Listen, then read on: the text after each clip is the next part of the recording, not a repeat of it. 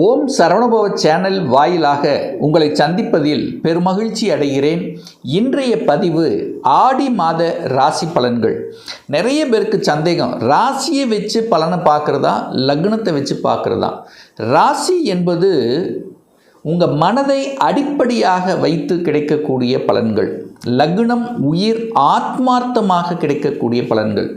ஒரு train travel பண்ணுவதற்கு எப்படி 2 தண்டவாளங்கள் முக்கியமோ அதே போல் நமக்கு ராசி லக்னம் 2 முக்கியம். இந்த ஆடி மாத கிரகநிலை பார்க்கும் பொழுது செவ்வாய் பகவான் ரிஷபத்தில் உட்கார்ந்திருக்கார், புதன் பகவான் மிதுனமனையில் அமர்ந்திருக்கு, குருவும் சூரியனும் இணைவு பெற்று கடகமனையில் இந்த ஆடி மாதம் இருக்க போகுது. ராகு பகவான் கும்பத்திலும் கேது பகவான் சிம்மத்தில் வீற்றிருக்க இந்த மாதம் பார்த்தீங்கன்னா சனி பகவான் வக்ரமாகிறார். சார் இது எப்போ சார் இது நடக்குது இந்த வக்ரம் அப்படின்னா, ஆடி மாதம் 11ஆம் தேதி, அதாவது 27/7/2026 அன்று சனி பகவான் வக்ரமாக ஆகப் போகிறார்.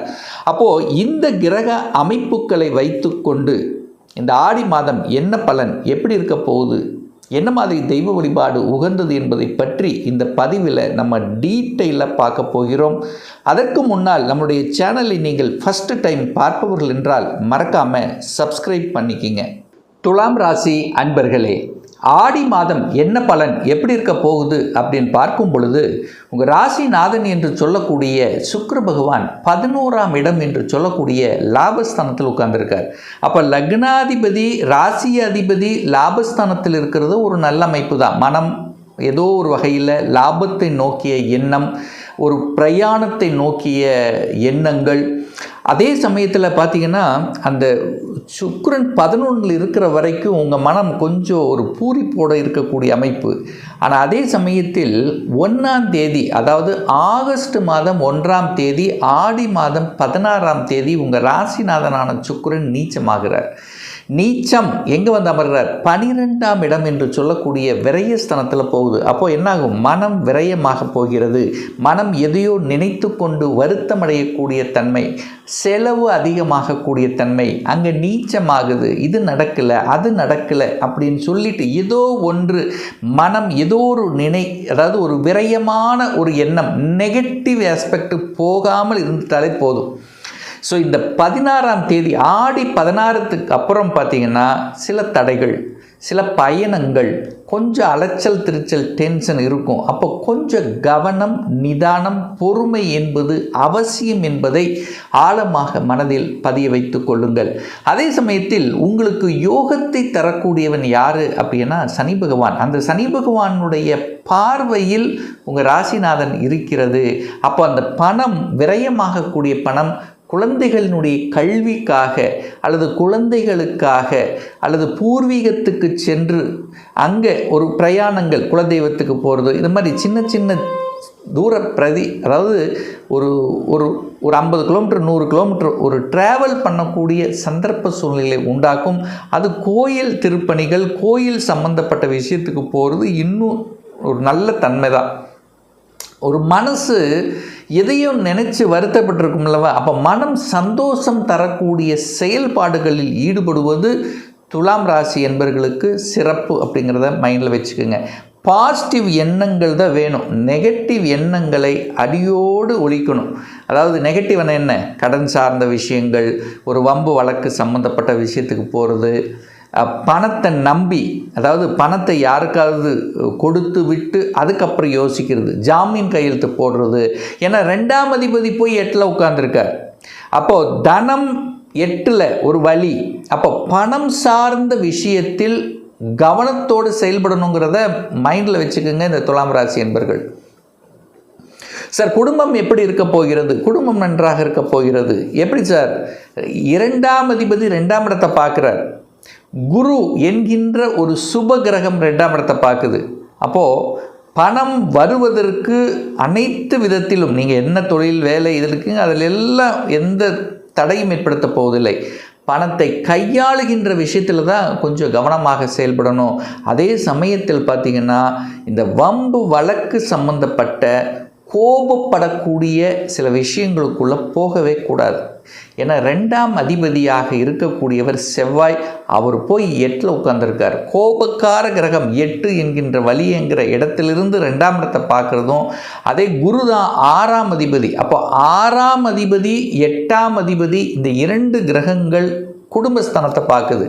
அப்போ குடும்பத்தில் உங்களால் பிரச்சனை வருது இல்லையோ, 3ஆம் நபர்களால் பிரச்சனை வருவதற்கு ரெடியாக இருக்கிறது. அதற்கு வாய்ப்பு கொடுக்க வேண்டாம் இந்த துலாம் ராசி அன்பர்கள். 3ஆம் அதிபதி 10ஆம் இடத்தில் உட்கார்ந்துருக்கார். அதாவது உங்கள் முயற்சியால் தொழில் வெற்றி அடையும், விருத்தி அடையுங்கிறத அர்த்தம். அப்போது எந்த அளவுக்கு முயற்சியை போடுகிறீர்களோ, எந்த அளவுக்கு உங்களுடைய, அதாவது புதனும் போய் 9ஆம் இடத்துல ஆட்சி பலத்தோடு உட்கார்ந்துருக்காரா, 10ஆம் இடத்துக்கு வந்து அமர போகிறார். ஏற்கனவே சூரியன் 10ல் உட்கார்ந்துருக்கு. அப்போது இந்த துலாம் ராசி என்பவர்களுக்கு தகப்பன் மூலமாக சில அனுகூலம் ஆதாயம் கண்டிப்பாக கிடைக்கப் போகிறது. அரசு மூலமாக, அரசாங்கத்தின் மூலமாக சில நல்லவைகள் நடப்பதற்குண்டான சாத்தியக்கூறுகள் சிறப்பு இருக்கிறது. புதிய ஒப்பந்தங்கள் எதிர்பார்க்கலாம். தொழில்துறையில், வேலை சார்ந்த விஷயத்தில் ஒப்பந்தங்கள் கிடைப்பதற்குண்டான வாய்ப்புகள் நல்லா இருக்குது. ஒரு டிரான்ஸ்ஃபர், ஒரு வேலை மாற்றத்துக்கான ஒரு வாய்ப்புகள்ங்கிறது சிறப்பு பெறுகிறது இந்த மாதம். அதிகாரத்தில் இருக்கின்றவர்கள், அதாவது ஒரு ப்ரமோஷன் கிடைக்கக்கூடிய வாய்ப்புகள் ஏன்னா சூரியன் 10ஆம் இடத்தில் அமர்ந்து கொண்டு திக்பலத்தோட வலிமையாக இருக்குது. அது குருவோட சேர்க்குது. அப்போ குருவும் சூரியனும் இணையும் போது பெரிய மனிதர்களின் தொடர்புகள் நிச்சயமாக உண்டு. 4ஆம் இடம் சுகத்தை கொடுக்கக்கூடிய அந்த 4ஆம் அதிபதி 6ஆம் இடத்தில் அமர்ந்திருக்கு. 6ஆம் அதிபதி 6ஆம் இடத்தையும் பார்க்குறார், 4ஆம் இடத்தை பார்க்குறார். அப்போது ஒரு வீடு வாங்குறதுக்கோ, பேங்க்கில் லோன் கிடைக்குமானா கிடைக்கும், கடன் கிடைக்குமா கிடைக்கும், கேட்ட இடத்தில் கடன் கிடைக்கும் துலாம் ராசி என்பவர்கள். ஆனால் கடனை மட்டும் தன்னுடைய கெப்பாசிட்டிக்கு மேலே போகாமல் பார்க்கணும். ஏன்னா குருவும் 6ஆம் இடத்தை பார்த்து அந்த 6ஆம் இடத்தை வளர்த்துது. அப்போ கடனை வளர்க்கப் போகிறது. அந்த கடனை சுப கடன்களாக, ஒரு குழந்தையினுடைய படிப்பு செலவு, திருமண செலவு, ஸோ இந்த மாதிரி ஒரு நல்ல விஷயத்தை, ஒரு இடத்த வாங்கிறது, வீட்டை வாங்கிறது, ஸோ இந்த மாதிரி நல்ல சுபங்களாக செய்து கொள்வது புத்திசாலித்தனம் இந்த துலாம் ராசி அன்பர்கள். 5ஆம் அதிபதி தனக்கு 2ல் இருக்குது.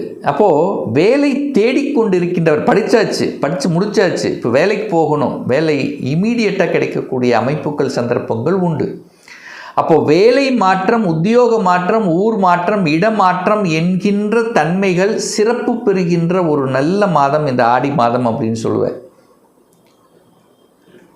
அதே சமயத்தில் ஹெல்த்துக்கு முக்கியத்துவம் கொடுக்கக்கூடிய ஒரு மாதம். ஏன்னா 6ஆம் இடம் என்பது அங்கே நோய் சார்ந்த விஷயங்கள். ஒரு சில துலாம் ராசி என்பவர்களுக்கு வயிற்று சம்பந்தப்பட்ட, இந்த துலாம் ராசி என்பவர்களுக்கு ஒரு பிரச்சனை வருது அப்படின்னா, ஹெல்த்தில் ஒரு டச் ஆகுது அப்படின்னா, வயிற்று சம்பந்தப்பட்ட, ஜீரண சம்பந்தப்பட்ட, ஸோ இதன் மூலியமாகத்தான் ஒரு தொந்தரவு வருவதற்கு காத்து கொண்டிருக்கிறது. ஸோ அதில் நீங்கள் கொஞ்சம் கவனம் எடுத்துக்கொள்வது நல்லது. கால் சம்பந்தப்பட்ட, கால் வலி சம்பந்தப்பட்ட, மூட்டு வலி சம்பந்தப்பட்ட தொந்தரவுகள் அமைப்பு காமிக்குது. 7ஆம் அதிபதி திருமண ஸ்தானத்தின் அதிபதியாக இருக்கக்கூடியவர் செவ்வாய் பகவான், அவர் 8ல் போய் மறைஞ்சிருக்கு. அப்போ சில தடைகளை கொடுக்கும். திருமணம் அப்படின்னாலே ஒரு தடை, அல்லது கணவன் மனைவிக்குள்ள கருத்து வேறுபாடு வராமல் பார்த்துக்கணும். சார் ஏன் சார் திருப்பி சொல்கிறீங்கன்னா, 7ஆம் அதிபதி 8ல் போய் 8ங்கிறது என்ன, ஒரு வலி வேதனை கொடுக்கக்கூடிய இடம், ஒரு தடையை கொடுக்கக்கூடிய இடம். ஸோ 7க்குரியவன் 8ல் போய் மறைந்து கலத்திர காரக கிரகமான அந்த சுக்கிரன் பார்த்திங்கன்னா இந்த ஆடி 16க்கு அப்புறம் போய் நீச்சமாகுது. அப்போ ஒரு சின்ன ஒரு குறை என்பதை சுட்டி காமிக்கிறதுனால கணவன் மனைவி அந்நூன்யத்தை வளர்த்து கொள்வது நல்லது இந்த ஆடி மாதம் 16ஆம் தேதிக்கு அப்புறம். பாக்யாதிபதி ஆட்சி பலத்தோட வலிமையாக இருக்கார். 9ஆம் அதிபதி வலிமையாக இருக்குது. தந்தை வலிமையாக இருக்கார். அப்பன் மூலமாக, தகப்பன் மூலமாக ஒரு நல்லவைகள், தகப்பனுடைய அதிகாரம் நல்லா இருக்கும். தகப்பன் சார்ந்த துறை, தொழில் செய்வது இந்த துலாமுக்கு நல்லதாகவே அமைய போகுது. அப்போ அப்பாவின் மூலமாக ஒரு லாபம், மனமகிழ்ச்சி, சந்தோஷம் என்பது நிச்சயமாக உண்டு. அப்போ ஒரு நல்ல செய்திகளை கொடுக்கக்கூடிய ஒரு மாதமாக இருக்கும். அது எதில்? தொழில், வேலை, வியாபாரம். ஸோ இந்த மாதிரியான விஷயத்தில் ஒரு நல்ல செய்தி உங்கள் காதுக்கு இனிமையாக ஒரு நல்ல திருப்பங்கள் அப்படின்னா ஒரு மாற்றங்கள், ஒரு நல்ல மாற்றத்தை கொடுக்கக்கூடிய அமைப்புங்கிறது சிறப்பு பெறுகிறது. சார் இந்த கோபம் ஆக்ரோஷம் எல்லாம் எப்போ சார் போகும்? கொஞ்சம் கோபம் வருது, கடுமையான பேச்சு வருது, எதுக்கு எடுத்தாலும் கோபம் வருது, அல்லது நம்மளை டெம்ப்ட் பண்ணுற மாதிரியே பேசுகிறாங்க, இதெல்லாம் எப்போ சார் விலகும்? ஆடி மாதம் 17க்கு அப்புறம் செவ்வாய் பகவான் 9ஆம் இடத்துக்கு போயிடுறார், பாக்கியஸ்தானத்துக்கு போகுது. அப்போ கொஞ்சம் கோபம் குறைக்கப்படுகிறது, பேச்சு அந்த கடினமான இது குறைக்கப்படுகிறது அப்படின்னு நம்ம எடுத்துக்கலாம். இப்போ சகோதர வகையில் ஒரு கருத்து வேறுபாடு இருக்குது, பாக பிரச்சனை, சொத்து பிரச்சனை இப்போ வேண்டாம். இந்த ஆடி மாதம் அதற்கு உகந்த மாதம் இல்லை. ஏன்னா செவ்வாய் போய் 8ல் மறைஞ்சிருக்கார். சார் வெளியூர், வெளி மாநிலம், அந்நிய தேசத்துக்கு சென்று வரக்கூடிய அமைப்பு இருக்கா அப்படின்னு கேட்டிங்கன்னா கண்டிப்பாக உண்டு. ஏன் இது சொல்கிறேன்னா, உங்கள் ராசி அதிபதி 12ல் போய் உட்கார்ந்துருக்கார். ஸோ 12ஆம் இடம் என்பது வெளியூர், வெளி மாநிலம், அந்நிய தேசத்தை குறிக்கக்கூடிய ஒரு இடம் 12ஆம் இடம். அப்போது வெளியூர், வெளி மாநிலம், அந்நிய தேசம் சென்று வரக்கூடிய கொடுப்பினை இந்த மாதம் உண்டு. அப்போ ஒரு ட்ராவல் பண்ணலாமா? கண்டிப்பாக பண்ண வைக்கும். அதன் மூலமாக அனுகூலம் உண்டா? உண்டு. நான் வெளியூர், வெளி மாநிலத்தில் ஒரு வேலைக்காக ட்ரை பண்ணலாமா? தாராளமாக பண்ணலாம். இப்படி நல்ல நல்ல மாற்றங்களை கொடுக்கக்கூடிய ஒரு நல்ல மாதமாகவே இந்த துலாமுக்கு அமையப்பெறுகிறது. இன்னும் ஒரு துல்லிய பலன், உங்கள் ஜாதகத்தில் கிரகங்கள் எப்படி இருக்குது, என்ன ஆதிபத்தியத்தில் இருக்குது, எத்தனை டிகிரியில் இருக்குது, இப்போ நடப்பு தசாநாதன், புத்திநாதன், அந்தரநாதன், சூட்சமநாதன் எப்படி இருக்குது என்பதை பொறுத்து நீங்கள் கேட்கக்கூடிய எந்த கேள்வியாக இருந்தாலும் சரி, இந்த 2026இல் சொந்த தொழில் செய்வதற்குண்டான கொடுப்பினை இருக்கா? அப்படி இருக்கக்கூடிய பட்சத்தில் எப்போ நம்ம சொந்த தொழிலை ஆரம்பிக்கலாம்? திருமணம் தடைப்பட்டு கொண்டே இருக்கிறது, எப்போதான் சார் திருமணம் நடக்கும்?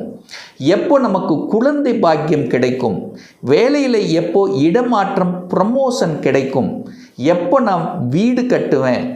என்ன கோர்ஸ் படிக்கக்கூடிய கொடுப்பினை இருக்குது? எந்த கோர்ஸ் படித்தா நம்முடைய ஃப்யூச்சர் நன்றாக இருக்கும்?